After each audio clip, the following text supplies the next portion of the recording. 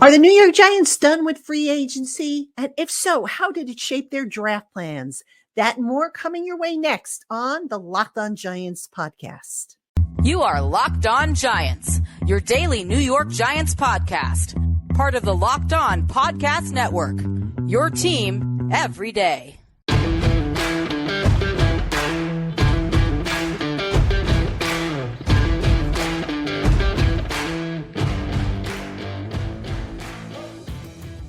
This episode of the Locked On Giants podcast is brought to you by FanDuel. Make every moment more. Right now, new customers get $200 in bonus bets with any winning $5 bet. That's $200 if your bet wins. Visit FanDuel.com/LockedOn today to get started. Hello, New York Giant fans, and welcome to a new edition of the Locked On Giants podcast, part of the Locked On Podcast family, your team every day. My name is Patricia Traina, P-Train, credential member of the New York Giants media for Locked On, as well as for Giants Country over on the Fan Nation Network, part of SI.com. And a special welcome on in to my Blue Crew community members, my newcomers, my everydayers, and everybody in between. Thank you so much for spending part of your day here with us on the Locked On Giants podcast. It is appreciated. And don't forget, if you watch on YouTube, to subscribe to the channel and like the video. And don't forget to click that little bell so that you are notified every time I post new content here on the channel. All right, on today's Locked On Giants podcast, are the Giants done with free agency until after the draft? I'm going to tell you why they are, or why I think they are. Then we're going to talk about how much did free agency shape the Giants' draft plans? Basically, folks, spoiler alert, it went according to how I thought it would. So we'll talk a little bit about that. And then finally, we'll close things up with, did the Giants close the talent gap with Dallas and Philly? I know some of you are going to say, well, it's too early to say, but I'm going to give you how I think it's trending as far as that direction goes. So that's our agenda for today. Again, welcome on in to everybody. Let's kick things off. Are the Giants done with free agency until after the draft? I believe they are. Now, we've seen a bunch of little signings, veteran minimum signings, okay? Not a big deal. But as far as big signings go, I think they're done with that for now. They did try to get a cornerback. That's really the one position that they didn't manage to cross off their to-do list. At the start of free agency, I thought perhaps the Giants would go and put a heavy emphasis on offensive line, which they did, on getting an edge rusher, which they did, and getting a cornerback, which they have not done, but they have tried to do. So the reason why I think the Giants might be done with any major free agency signings, besides the fact that, there's still guys out there and, the quality and the fit and whatnot, is I think it has to do with the comp pick formula is a factor. Now, here's, before I get into that, just real quick, I know a lot of you are probably saying, well, what about the money situation? What do they have as far as cap space goes? Well, to answer that question, according to Over the Cap, the Giants have $7.474 million total space, but only $830,928 effective cap space. And the effective cap space is basically the room that they have under the top 51 to sign additional players. So really not a whole lot, but the benefit of the top 51 is when you sign a guy, you usually knock a guy out of the top 51. So really the difference or the swing in the space is the guy that you just signed, what his amount is, minus the guy that you just knocked out. And that's really the difference. So a lot of times it could be very minor, depending on the signings. But anyway, let's talk about the comp pick situation and why I think the Giants are going to wait to do any more major free agent signings. In the current CBA, Appendix 5, item number 1, at the very top, states that any eligible free agents signed or lost by a team prior to 4 p.m. on the Monday after the draft concludes count towards the comp pick formula.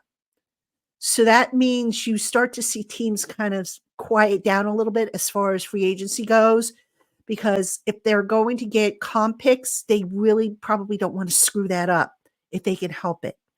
So, it doesn't matter, if the Giants lose guys and guys sign with another team, that helps them. But if they go and they sign guys, that doesn't help them. So right now, according to Over the Cap, the Giants are projected to get an extra fourth round pick next year for having lost Xavier McKinney.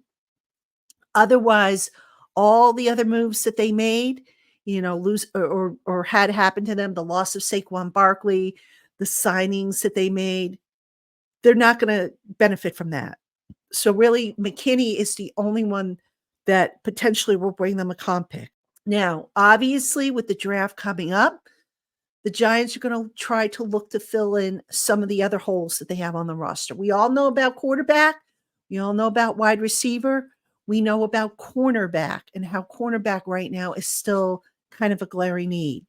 It just so happens that as far as cornerback goes, it is a deep class, primarily for slot cornerbacks, but there is still enough depth in there if the Giants want to maybe go that route. But here's what I think is going to happen. I would not be surprised if they have checked in on guys that maybe, weren't reported. Not everything gets reported and finds its way out to the mainstream as far as visits and whatnot. So is it possible that maybe the Giants checked in on some veteran cornerbacks and told these guys, okay, look, let's hold your water until after the draft, and then we'll talk about a deal. That's what I could see happening, and that's what I think makes the most sense for the Giants. Now, as far as who's still out there, I haven't really taken a good look to see who's out there, but there's usually guys that do become available. There's also guys, of course, that sometimes get cut after the draft. And then, of course, you've got guys that are going to get cut after training camp.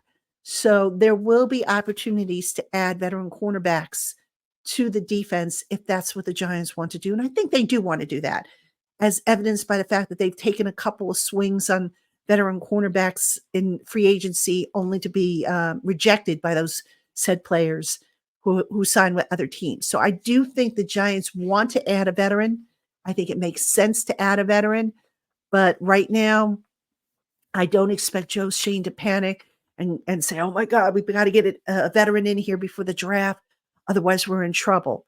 No, it doesn't make sense. So, again, bottom line, the Giants at free agency for now, if you see a signing, it's probably going to be for the veteran minimum. I don't think you're going to see very many other, huge signings at this point.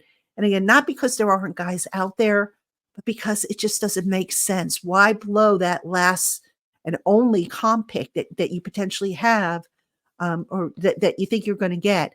Because here's the other thing you need to keep in mind, folks. Even though it's not set in stone, the comp picks have not been announced for next year's draft.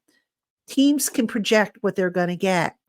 So when we actually do get to this year's draft, maybe Joe Schoen says to himself, okay, you know what? If I want to trade up, maybe I'll offer next year's fourth round pick because I know I'm projected to get a fourth round pick.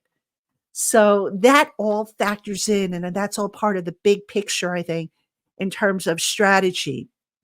So, the Giants, I say they hold their water until after the draft with free agency, and then we'll see who gets added and who doesn't. All right, coming up next, speaking of the draft and free agency, how did free agency shape the Giants' draft plans? We'll talk about that right after this. Hey, Giant fans, the sports calendar is loaded and FanDuel's making it even more exciting to get in on the action because right now, new customers get $200 in bonus bets if your first $5 bet wins. That's $200 to use to bet the tourney, MLB, NBA, NHL, and much more. Just visit FanDuel.com/lockedon and make your first bet a big win. FanDuel, America's #1 sportsbook. All right, everybody, welcome back to the Locked On Giants podcast. I'm your host, Patricia Chena, and coming up on tomorrow's Locked On Giants podcast, I've got a guest coming on. That's right. I told you guys that I'm going to try and get at least one guest per week between now and the draft. to get different perspectives on, the draft prospects, what the Giants might do, who the sleepers are, and so on and so forth. So my guest for Tuesday is going to be none other than Emery Hunt, CBS Sports football game plan. A lot of you asked me when I was going to have him back on. And, I really do listen and read to read your comments, when I get a chance. So if there's something that you guys want to see, I really do try and make it happen because this is why I'm doing this program, folks. I'm doing it for you. I'm not doing it for me. I'm doing it for you. So I do appreciate you tuning in and your feedback. And Emery Hunt will be on the show with me on Tuesday. Can't wait to see him. So should be a good show. Make sure you tune in. All right. In this segment of Locked On Giants, General Manager Joe Schoen told reporters way back at the Combine that he expected the roster to look different after free agency and that free agency would potentially shape the Giants draft plans.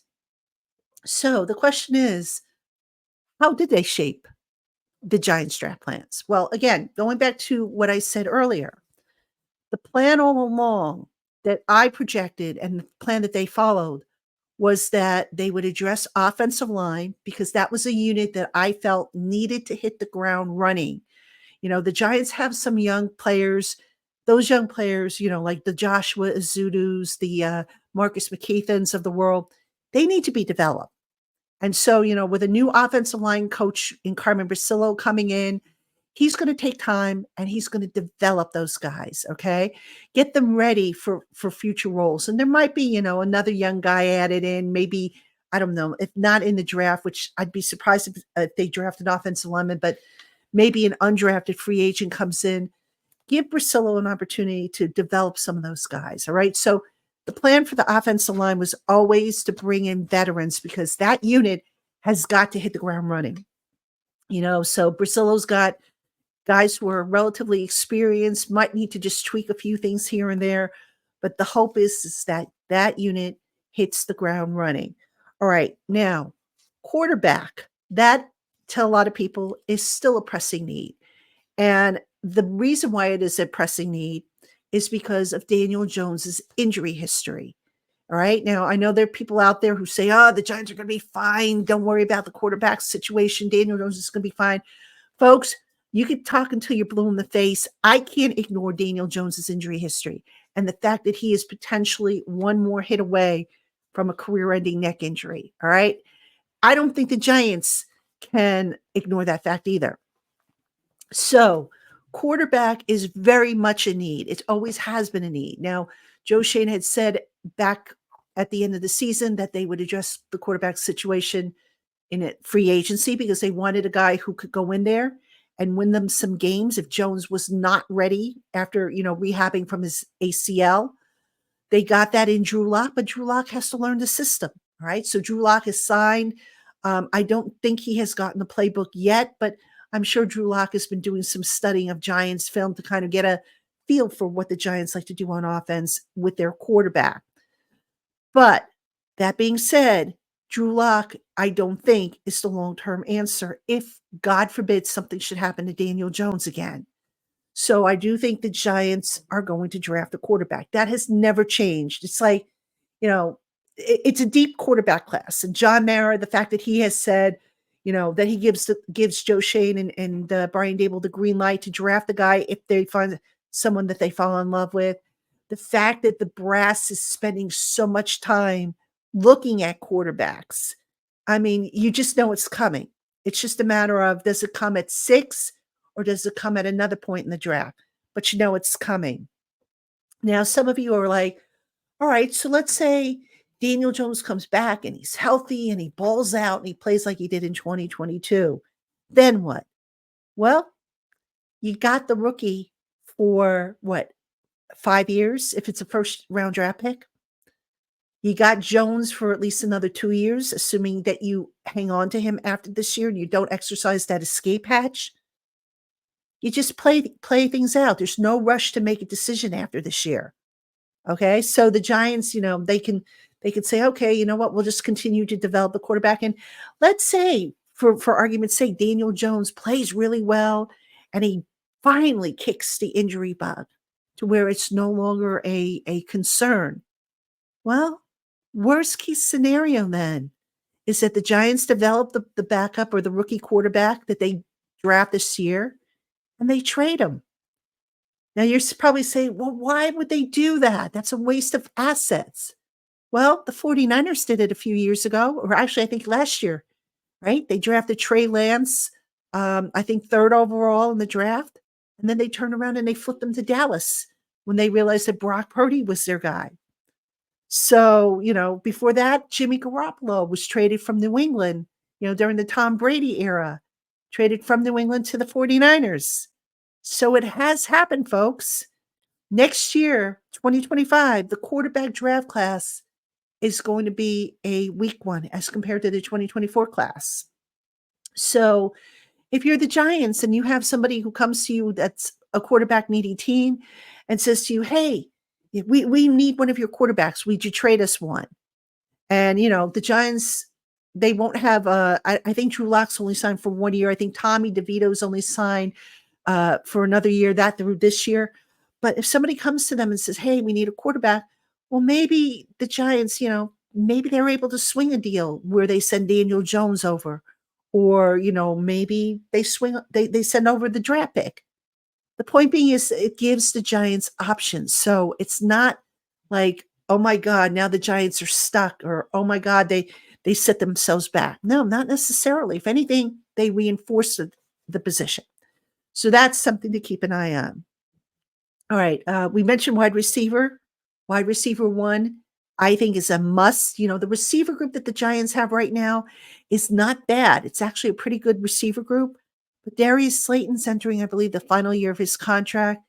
Maybe you want to start adding to that group and just think what a wide receiver one would do.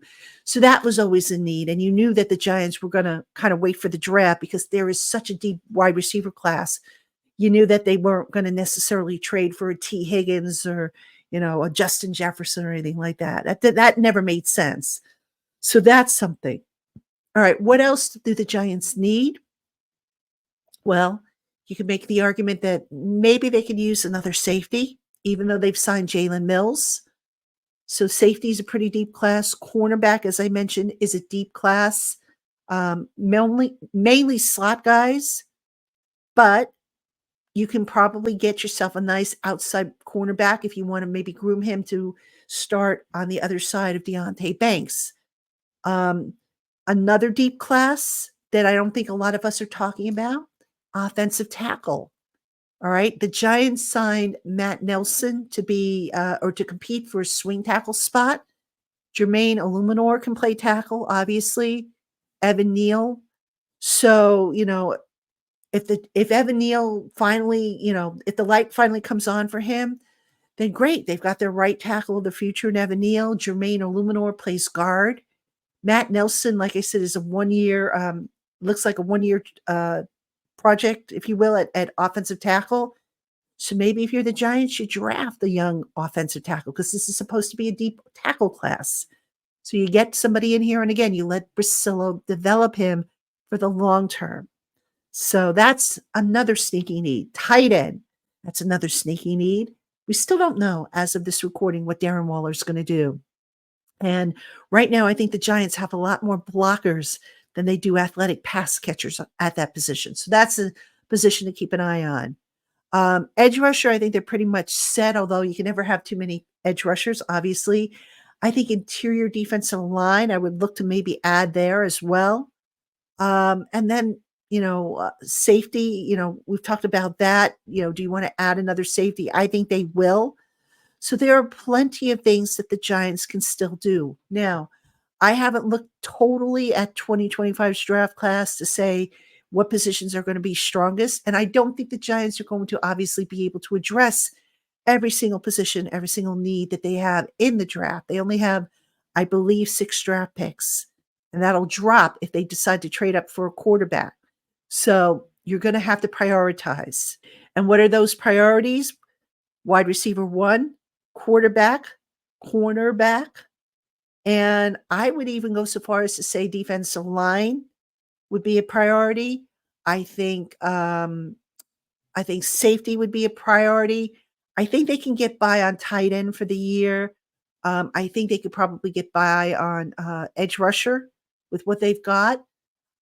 So you have to prioritize if you're the Giants, and that's what I expect them to do. So basically, the Giants are set up to be in good shape for the draft. 6 picks. They do have needs, but if they prioritize what those needs are and figure out, okay, maybe we could give up a pick or two if we want to move up, I think that's what will happen. I don't think the Giants will move up in this draft. Certainly not from 6 to like 4 or 3 or even 5 maybe. I'd be surprised if that happens.